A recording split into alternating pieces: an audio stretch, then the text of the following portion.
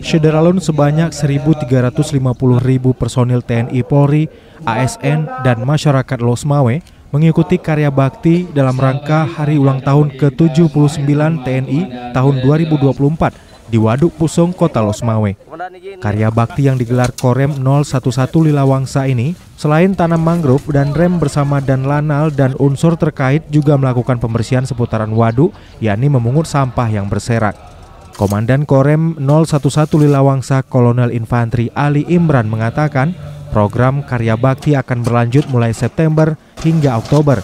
Titik beratnya sektor-sektor lingkungan, tempat tinggal masyarakat yang dirasa kurang bersih. Kami melaksanakan karya bakti dalam rangka HUT TNI yang ke-79.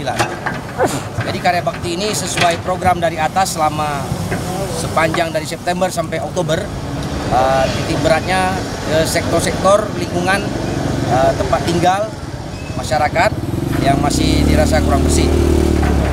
Kebetulan kami di sini ada Waduk Pusong di Kota Losmawe. Waduk ini merupakan tempat menampung air jika debit hujannya tinggi.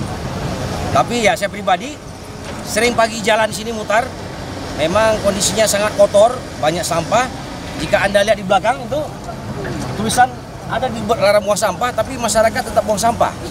Akhirnya hari ini kita bongkar ini, nanti kita polis lain jangan lagi buang sampah di sini karena ini merupakan area publik, sangat kotor jika ada sampah dan mengganggu kenyamanan masyarakat. Kita mengerahkan personel TNI Polri dan masyarakat 1.350 orang tadi pagi, termasuk ada penanaman mangrove di sepanjang Pusong sebelah kiri waduk. Sampah sementara laporan dari Dinas LHK sudah 24 ton yang kita kumpulkan. Dan itu belum. Nanti ke depan ada lagi, kita bikin lagi karya bakti. Kita akan libatkan seluruh masyarakat Losmawe, termasuk anak sekolah. Kita akan cari waktu. Setelah nanti bersih sampahnya, baru kita tata ulang lagi waduk ini, biar ke depan jadi destinasi wisata yang menarik dan bersih.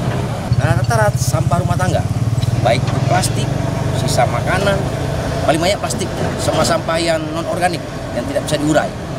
Itu yang jadi titik berat kita ya. Kalau sampah-sampah yang organik, yang bisa terurai tidak masalah. Tapi sampah plastik, kertas ini yang jadi bumerang buat kita ya. Termasuk mungkin kalau nanti Anda lihat, di waduk itu banyak keramba. Nah, ini jadi suatu dilema buat kita, karena banyak masyarakat yang buat keramba. Sebenarnya keramba ini tidak ada izin, ini juga ke depan akan kita tertibkan, biar keramba ini tidak ada lagi. Jadi waduk itu bersih, isinya hanya untuk menambah air. Ini tingkat kesadaran masyarakat sendiri gimana Pak? Saya kira masih kurang, sangat kurang. Cuman keterangan dari Pak Gecik tadi, di sini yang buang ada orang di sini, orang dari luar. Padahal dari pemerintah kota sudah menyiapkan tempat sampah banyak. Ya kembali ke kebiasaan kita, karena malas cari yang dekat langsung buang.